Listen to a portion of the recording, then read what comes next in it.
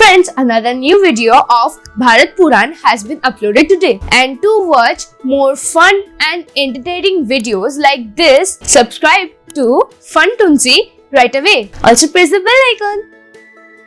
Friends, do you know how Sita was born?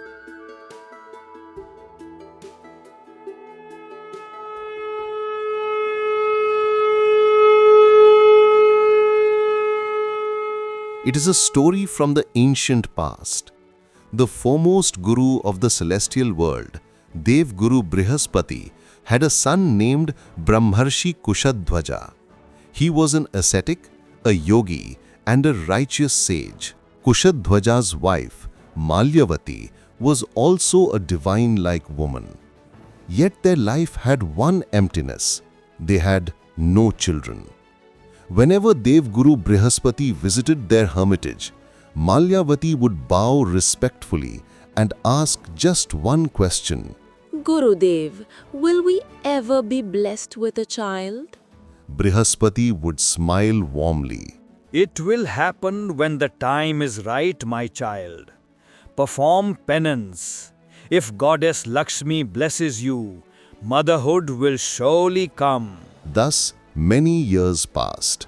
One day, after a long fast and deep worship of Goddess Lakshmi, Kushadhwaja and Malyavati offered prayers with unwavering devotion. Seeing their sincerity, Lakshmi herself appeared before them, smiling gently. O Brahmarshi, I shall take birth in your home in the form of a daughter. Overwhelmed with joy, Kushadhwaja and Malyavati bowed in gratitude. From that day onward, their hermitage seemed bathed in a divine glow. A few months later, when Devguru Brihaspati again visited the hermitage, he witnessed a miraculous sight. A small girl sat with closed eyes, chanting softly and with great concentration, Narayana, Narayana. Brihaspati's heart trembled. This child is no ordinary being. She is an incarnation of Mahalakshmi herself. With love, he lifted the child in his arms and named her Vedavati. One day, Vedavati said to her father, Father, I have only one desire. In every lifetime, I want Narayana alone as my husband. Kushadhwaja smiled gently. You are a tapaswini. Your wish will certainly be fulfilled by the Lord. With time, Vedavati blossomed into an extraordinarily beautiful and radiant woman. The demon kings Shumbha and Nishumbha, both immensely powerful asuras, had a commander named Dhumra Lochana.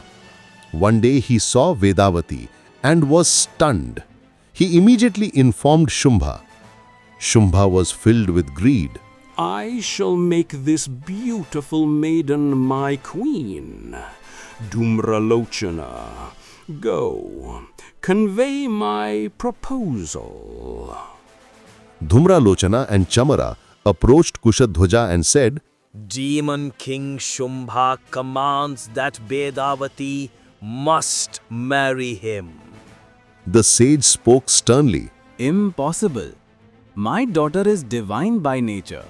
She desires Lord Vishnu himself as her husband. The demons grew furious and returned to Shumbha. Blinded with rage, Shumbha marched with an army, destroyed the hermitage, set it ablaze, and caused havoc. Eventually, they killed Kushadhwaja. Overcome with grief, Malyavati gave up her life on the spot. Vedavati was left alone and helpless. Watching her parents die, Vedavati's heart broke. Standing by the riverside, she decided she no longer wished to live. At that moment, Dev Guru Brihaspati appeared before her. No, child. This weakness is not yours. Go, perform austerities at Pushkar. Narayana will be pleased by your devotion. Vedavati regained strength. Wiping her tears, she resolved, I will prove that true devotion never fails. In the quiet forests of Pushkar, Vedavati began intense penance.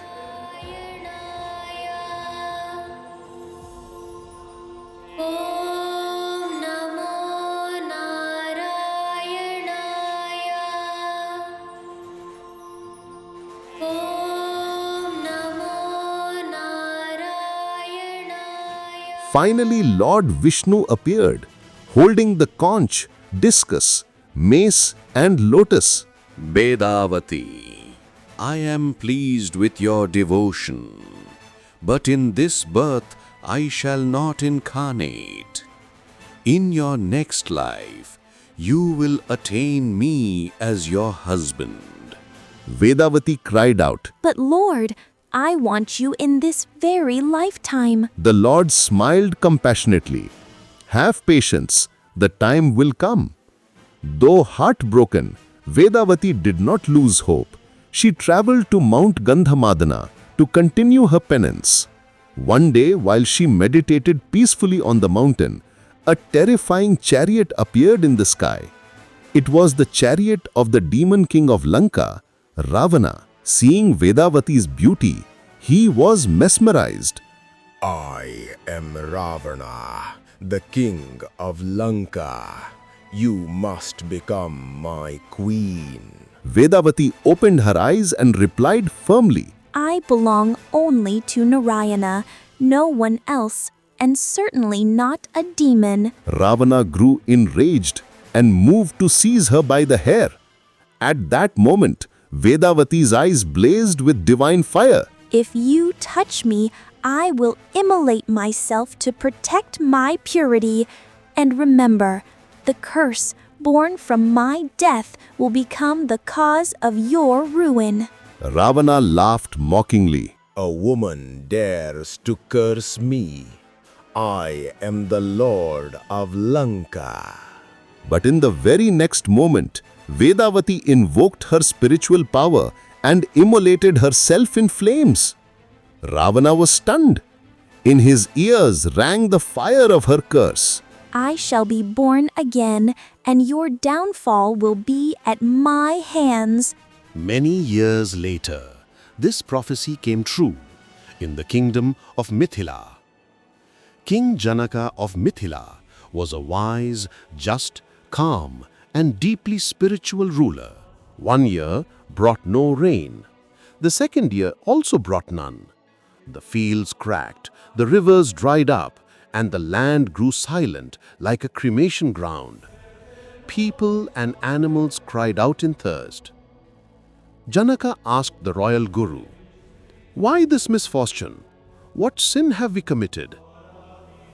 After deep meditation, the guru replied, Maharaj, Lord Indra is displeased. Due to some unknown fault in Mithila, he has withheld the rains.